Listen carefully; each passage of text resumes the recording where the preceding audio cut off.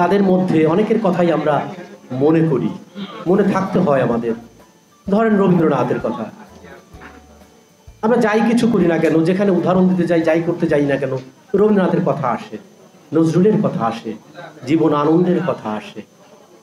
আজকের দিনে, সমসাময়িক আজকের দিনে আমরা শিল্প সাহিত্যের দুজনের আড্ডায় অথবা 10 জনের আড্ডায় অথবা 1000 লোকের আড্ডায় অথবা 30,000 লোকের আড্ডায় অথবা গুঞ্জনে গুনগুন করে যখন কিছু করি, যখন কিছু বলি, তখন সেই আজকের দিনে যার জন্ম, সেই বি এম সোহেল রশিদ, সে উপস্থিত হয় দারুণভাবে।